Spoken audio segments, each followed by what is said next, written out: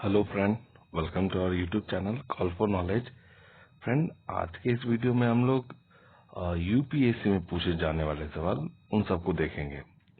और ये सवाल कहाँ कहाँ पूछे गए हैं? आईएएस में, सीएपीएफ में, ईपीएफओ में, सीडीएस में, सीआईएसएफ में, सीआईएसएफ एक्स वाला जो है, और एनडीए में। और इन सबका बुक मतलब क्वेश्चन का संकलन जो है इस बुक में किया गया है। ये बुक ब्लैक स्लेट के पब्लिकेशन से निकाली गई बुक है ये। ठीक है, तो हम लोग इस बुक को देखते हैं। उससे पहले हम लोग देख लेते हैं इसमें रिकमेंडेशन क्या क्या है, किस तरीके से इस बुक के बारे में पढ़ने के लिए लोगों ने सजेस्ट किया है। ये कौशल कुमार है, इन्होंने कुछ बुक के बारे में बताया ये कंसेप्चुअल क्लैरिटी के लिए और एक्यूरेट आंसर की के लिए इस बुक को देखें।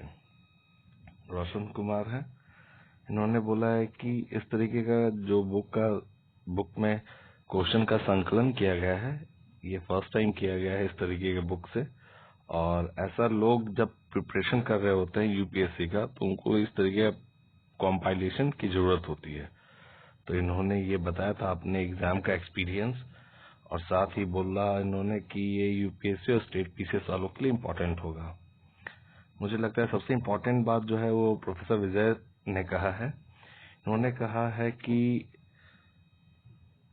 The more you practice, more you understand the nature of question ask, better for the chances you are tempted more and more question. Solving previous year question paper let you manage your time during the examination, improve the accuracy of CSE. ठीक, तो आप ज्यादा से ज्यादा question practice करेंगे तो आप ज्यादा से ज्यादा एग्जाम को अच्छे से समझेंगे और उस एग्जाम को क्रैक कर पाएंगे। ठीक है, तो इस वीडियो में हम लोग उन सारी चीज को देखेंगे। तो इसमें हम लोग सिर्फ और सिर्फ फिलहाल पॉलिटी को देखेंगे। ठीक है, पॉलिटी में कितने क्वेश्चन यूपीएससी में पूछे गए हैं लास्ट ट्रेंड को ध्यान में रखते हुए। और इसमें देखा गया है कि 2014 से अब तक, मतलब 2021 तक, 2022 वाले को नहीं डाला गया है, 2021 तक के जितने भी यूपीएससी के एग्जाम है उन सबका क्वेश्चन इसमें ऐड किया है। स्टार्ट करते हैं आज का वीडियो। ये क्वेश्चन जो है सीधे 2014 में पूछा गया है। मैं क्वेश्चन को हिंदी में इंग्लिश में ही पढ़ूंगा, आप हिंदी में फिर उसको समझाऊंगा। Consider the following statement about local government. Mind the word local government. Article 40 of the Indian Constitution provides the state to organize village panchayat and endow them with such powers and authority as may be necessary to make them function as unit of self government. ठीक है, second topic, second है 73rd and 74th constitutional amendment inserted part 9 or part 9A in the constitution, and the provision in part 9 and part 9A of Indian constitution are more or less parallel or analogous. The 73rd constitutional amendment is applicable to all state irrespective of size of population. ठीक है, तो जो पहला option है article 40 जो Indian constitution का organise करने के लिए, विलेज पंचायत को ऑर्गेनाइज करने के लिए एक परमिशन देता है सेल्फ गवर्नमेंट के लिए, जो कि एब्सोल्युटली ट्रू है। सेकंड जो है 73rd और 74th कॉन्स्टिट्यूशनल अमेंडमेंट एक्ट, आप याद कीजिए, सॉरी, जो कि 73rd और 74th जो है अमेंडमेंट एक्ट 1992 में किया गया था, वो भी लोकल गवर्नमेंट के लिए। ठीक है, तो ये भी सही है। और थर्ड जो पार्ट है उसका वो भी बिल्कुल सही है, जो कॉन्स्टिट्यूशन को लेस पैरेलल और एनालॉगस किया गया था। ठीक है, नेक्स्ट है which of the following is a department in the ministry of defence. आपको मिनिस्ट्री ऑफ डिफेंस के साइट पे एक बार जाकर देखना होगा। ठीक है, मैं उसके बारे में थोड़ा डिटेल बता देता हूँ आपको। मिनिस्ट्री ऑफ डिफेंस के अंदर जो डिपार्टमेंट है वो है एक डीओडी, जिसको बोलते हैं डिपार्टमेंट ऑफ डिफेंस। ठीक है, फिर उसके बाद है DDP, इसको बोलते हैं डिपार्टमेंट ऑफ डिफेंस प्रोडक्शन। फिर है DESW, इसको बोलते हैं department of ex serviceman welfare. एक है DRDO, जो सबको पता है, defence research and development organisation. और लास्ट जो है वो है DMA, जो कि है डिपार्टमेंट ऑफ मिलिट्री अफेयर्स। तो आप इसको आराम से क्या कर सकते हैं, छांट के देख लीजिए, ये है, ये है, ये है। डिपार्टमेंट ऑफ फाइनेंस नहीं है, ठीक है। नेक्स्ट है consider the following statement about the state election commission के बारे में है, ठीक है। इलेक्शन कमीशन जो स्टेट का है उसको गवर्नर अपॉइंट करता है, absolutely true. The state election commission shall have the power even preparing the electoral roll, beside the power of superintendence and direction of the control of the election panchayat. बिल्कुल सही। Election panchayat के लिए और उसके direction के लिए इसको किया जाता है, यूज किया जाता है। The state election commission cannot remove any manner from his office until he deemed complete tenure। नहीं, बिल्कुल नहीं, इसको हटाया जाता है, इसको हटा सकते हैं मिसबिहेवियर के कंटेक्स्ट में। तो 1 और 2 सही है, इसका ऑप्शन बी होगा। Question number 4, which one of the following statement about Indian judiciary is not correct. या mind the word not. Not को कभी हम लोग देखते नहीं, इस तरीके जब क्वेश्चन आता है तो हम लोग इसको भूल जाते हैं। तो मैंने इसमें करेक्ट आंसर मार्क किया है, तो आप बस उसको ही देख लीजिए। जो गलत है उसको, every state in India has a separate high court. बिल्कुल नहीं, हर एक कई को स्टेट में आप देख रहे होंगे, जैसे पंजाब है और हरियाणा में, इन सब में से एक ही कॉमन हाई कोर्ट है। तो ये क्वेश्चन, ये पॉइंट जो है ये बिल्कुल रॉन्ग है। बाकी जो 3 स्टेटमेंट है वो सही है। जो एडिशनल पॉइंट है उसको हम लोग देख लेते हैं। Constitution of India has not provided double system as the court of United State. सही है ये बिल्कुल, ये statement. The organisation of subordinate judiciary in India varies slightly from state to state. Judiciary जो है वो स्टेट टू स्टेट वेरी करता है, ये भी सही है। Supreme court has issued direction. हाँ, सुप्रीम कोर्ट जो है डायरेक्शन दिया था ऑल इंडिया जुडिशियल सर्विस के लिए, जो कि यूनिफॉर्मिटी और डेजिग्नेशन ऑफ ऑफिसर के लिए काम करेगा, सिविल साइड के लिए और क्रिमिनल साइड के लिए, ठीक है। तो ये एडिशनल पॉइंट कुछ हो गया। ये क्वेश्चन CDS 2014 में आया था।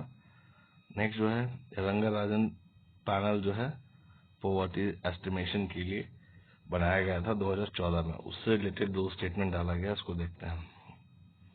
The report state that 3 out of 10 people are Indian in India are poor। ये तो लॉजिकली भी आप देखेंगे तो आपको लगेगा कि ये बिल्कुल सही स्टेटमेंट है। The report endorsed the Tendulkar committee suggestion on determining the poverty line in India. नहीं, ये तेंदुलकर कमेटी के बारे में सजेशन नहीं दिया था। और तेंदुलकर कमेटी किस चीज के लिए है बताइए जरा। तेंदुलकर कमेटी भी पॉवर्टी एस्टिमेशन के लिए ही है, ठीक है। और ये 2009 में गठित की गई थी ये। तो उसका करेक्ट ऑप्शन ये है 1। इसमें नहीं करने का कारण क्या है कि जो रंगराजन जो कमेटी था वो इसे इंडोर्स नहीं किया गया था। अपने स्टेटमेंट में उन्होंने ऐसा मेंशन किया है। नेक्स्ट जो है, ये कई बार सवाल पूछा गया है, कई बार पूछा गया है स्टेट PCS में और CDS में, और ये इत्तेफाक से CDS का ही सवाल है। पंचशील स्टेटमेंट, पंचशील जो है किस चीज से रिलेटेड है, उसका प्रिंसिपल्स क्या है। तो these are the set of 5 principles governing relations between the state। Correct, ये 5 प्रिंसिपल है, इसके मूल हैं जो स्टेट के रिलेशन के लिए, गवर्निंग के लिए यूज होते हैं। assumption of Panchsheel was that newly independent state after the decolonization would be able to develop a new and more principled approach to international relation। Panchsheel statement के बाद जो नए स्टेट बनेंगे उसके पॉइंट ऑफ व्यू से इसको दिया गया था, ठीक है, और वो भी इंटरनेशनल रिलेशन के लिए। थर्ड क्या है, the first or formal codification of the treaty in the form of done agreement between China और India. ये बहुत इम्पोर्टेंट पॉइंट है. इसलिए इम्पोर्टेंट पॉइंट है क्योंकि पंचशील जो था वो इंटरनेशनल बेसिस पे हम लोग बनाए थे, ठीक. और इसका जो पहला अग्रीमेंट किया गया था इंडिया और चाइना के बीच में ही किया गया था. नेक्स्ट जो है 7th क्वेश्चन, जो कि बहुत इंपॉर्टेंट है. In which of the following cases did Supreme Court rule the constitutional amendment were also law under Article 13 of the Constitution of India, which could be declared void.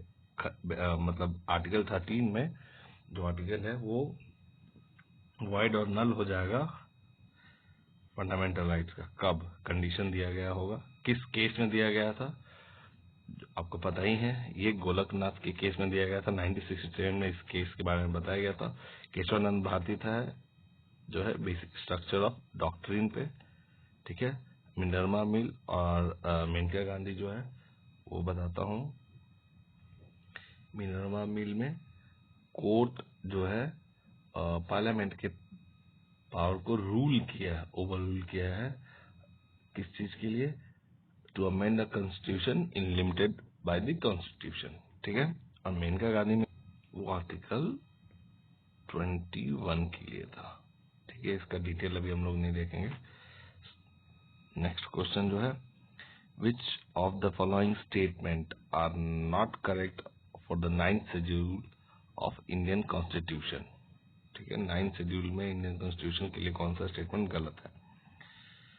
It was inserted by the first amendment act. नहीं, ये first amendment act के द्वारा नहीं किया गया था, but somewhere in 1964 I think. So second, it include those laws which are beyond the purview of judicial review. नहीं. Third जो है, it was inserted in 42nd amendment act, ठीक.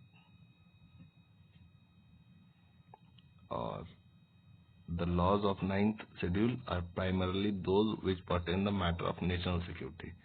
इसी के लिए इसको कभी भी छेड़ा नहीं जाता है. तो ये आपका जो पॉइंट है बहुत इंपॉर्टेंट है. तो 3 और 4 जो है इसका इंपॉर्टेंट हो जाएगा answer. Which one of the following category of person is not treated as per so far the availability of fundamental right in concern. Person जो है फंडामेंटल राइट से ही आया है ये सवाल फिर से. क्या उसको कंडीशन होता है फंडामेंटल राइट के लिए, अवेलेबिलिटी के लिए?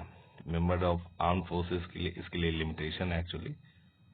और member of the forces charge with the responsibility of maintenance public order, उनके लिए भी लिमिटेशन है कुछ.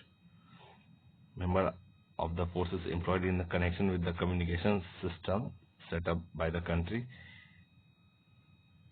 Third इसका करेक्ट आंसर है member of the forces employed in the connection with the communication system. उन लोगों के लिए जो कम्युनिकेशन सिस्टम सेटअप करेंगे कंट्री में, उन लोगों के लिए, ठीक है. मेंबर ऑफ द, ये करेक्ट आंसर नहीं है तो इसको हम लोग पढ़ते नहीं है. जो करेक्ट आंसर हम लोग उसको पढ़ लेते हैं कि ज्यादा से ज्यादा क्वेश्चन कर ले और कम समय में ज्यादा क्वेश्चन कर ले और बहुत ज्यादा तरीके से प्रैक्टिस भी कर लें, क्योंकि ये एग्जाम में आने की संभावना इसकी ज्यादा हो जाती है, ठीक है. अब हम लोग इसको ज्यादा डिटेल से नहीं काम करेंगे क्योंकि इसमें लेट हो रहा है. Notification regarding the commencement of a session, मतलब हथियाना, ठीक, of the state of war is responsibility of ministry of external affair, जो दूर देश में इसको देखता है और संभालता है, ठीक है. ये तो डायरेक्ट क्वेश्चन हो गया. Parliamentary democracy is one of where a balance of popular participation and elite rule take place. Elite कौन हो जाएंगे? ये elite कैबिनेट मिनिस्टर्स जितने हैं वो सब भी हो सकते हैं. जो मिनिस्टर्स हैं वो हो सकते हैं. पॉलिटिकल पार्टी कुछ लीडर हो गए वो तो हो सकते हैं, ठीक है. The government is responsible not the public but the elected representative, बिल्कुल सही. इनडायरेक्टली है ये. The parliamentarian are delegate the responsibility of thinking and acting behalf of their constituency, बिल्कुल सही, क्योंकि वो उसके रिप्रेजेंटेटिव है. तो 1, 2, 3 तीनों सही है. सीडीएस 2015 का ये सवाल है. नेक्स्ट जो है When martial law is imposed, कब होता है martial law imposed? Parliament cannot make the law in respect of which of the following matter. Parliament इन सब में से किस में से law वो impose नहीं कर सकता है, तो वो किसके लिए नहीं कर पाता है? Act done under the martial law can be validated Parliament by law. अब पार्लियामेंट ने इसे इम्पोज किया तो पार्लियामेंट के अकॉर्डिंग ही चलेगा, ठीक है। तो करेक्ट आंसर ये है, बाकी ये तीनों जो है करेक्ट नहीं है। आप इसको देख लीजिएगा बाद में। Which among the following feature of federal system, याद रखिए federal system is not found in the Indian political system. Indian political system में फेडरल सिस्टम जो नहीं होता है वो क्या है?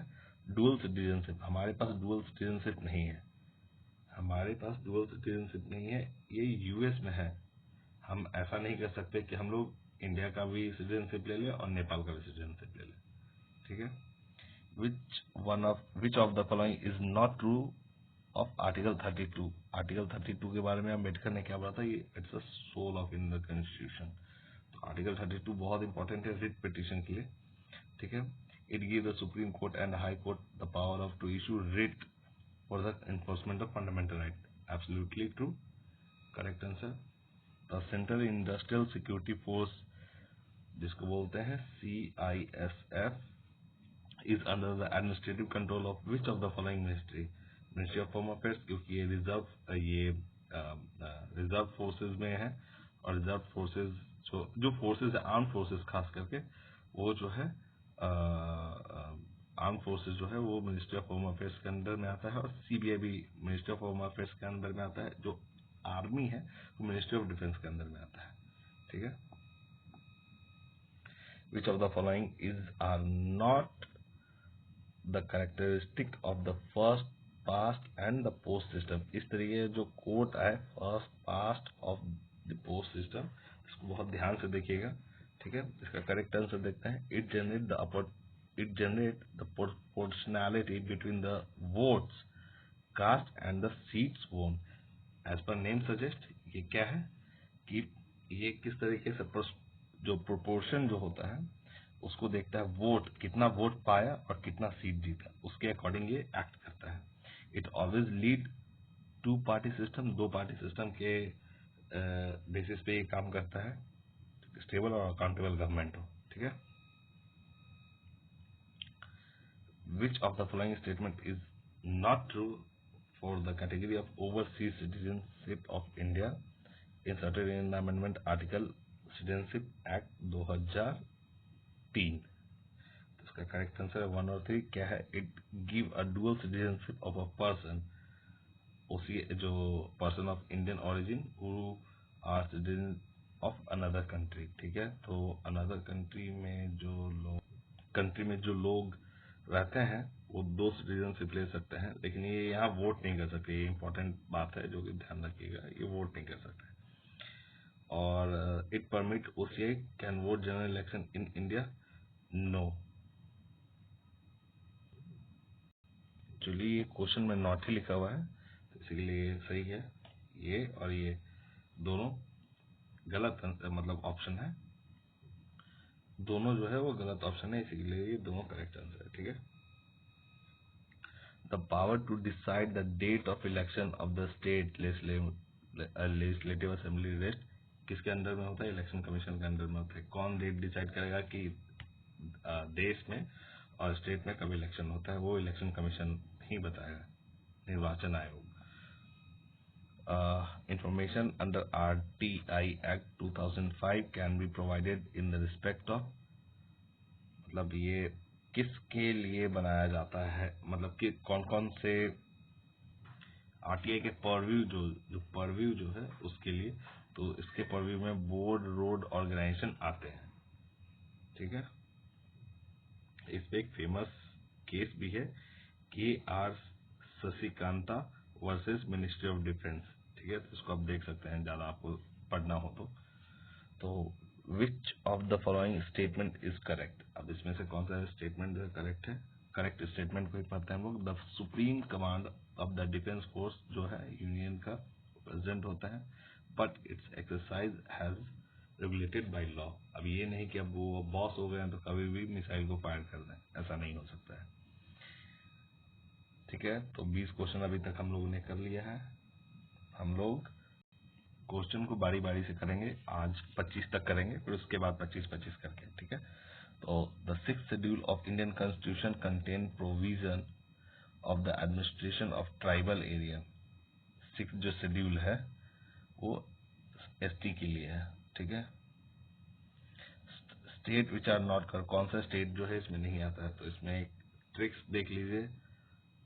एस मेग ट्री, ये 3 जो है तरीका है जो शेड्यूल 6 में आते हैं, वो यही 3 हैं जो कि आते हैं। तो मणिपुर नहीं है। ये निमोनिक्स जो है हमेशा हमें याद रखना होता है कोई भी एग्जाम को क्रैक करने के लिए, तो कुछ इस तरीके से मैंने भी याद किया है।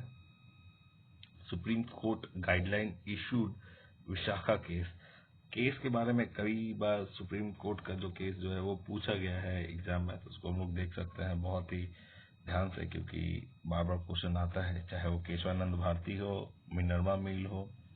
अभी जैसे विशाखा केस जो है वो सेक्सुअल हरासमेंट के पे आया था, जो कि वर्क प्लेस में जो सेक्सुअल हरासमेंट होता था उसके लिए। ठीक है, which of the following is are the constitutional bodies. Constitutional bodies कौन कौन है? हाँ, national commission of schedule tribe जो है वो कॉन्स्टिट्यूशनल बॉडी है, बाकी कॉन्स्टिट्यूशनल बॉडी नहीं है। Consider the following statement, president of India shall have the power of appoint remove speaker of Lok Sabha. अपने मन से नहीं हटा सकते हैं, लेकिन किसी कंडीशन पे हटा सकते हैं, तो ये स्टेटमेंट गलत है, क्योंकि इन जनरल ये एक्सेप्टेबल नहीं है।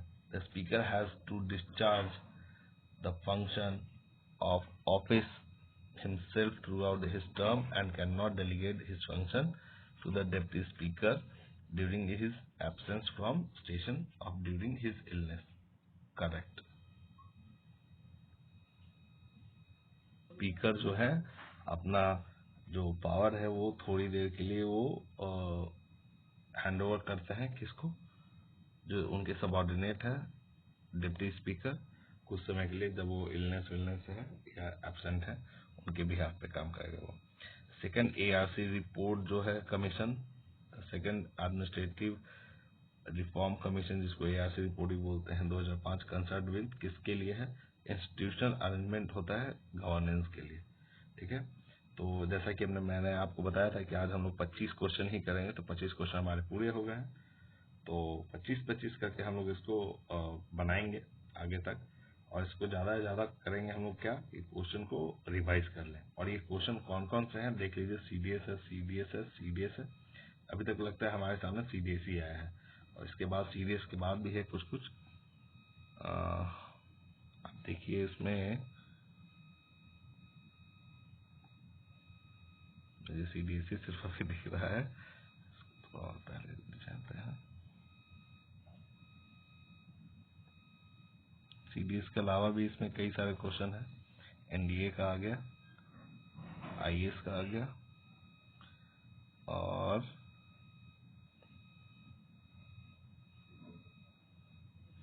और भी सीएपीएफ का आ गया।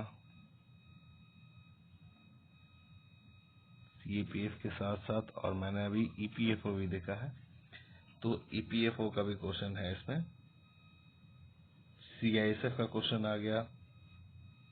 ठीक है, सीएपीएफ, ईपीएफओ, तो इन सबका क्वेश्चन है। तो इन सबका क्वेश्चन का हम लोग जब प्रैक्टिस कर लेंगे तो एक चीज तो क्लियर हो जाएगा कि इससे क्वेश्चन जो बनते हैं बाकी स्टेट पीसीएस एग्जाम में वो आपसे छूटेंगे नहीं। एटलीस्ट उसको एक बार देख लें, इस वीडियो को देखें, या इसको स्पीड से देखें, या इसको बस लगाकर सुन ले कि ये क्या है, क्योंकि करेक्ट आंसर आपको पता रहेगा तब एग्जाम में उसको अच्छे से एलिमिनेट कर लेंगे और एग्जाम को क्वालिफाई कर लेंगे। ठीक है, तो इस वीडियो को देखिए, अपने दोस्तों के साथ शेयर कीजिए। Thank you so much.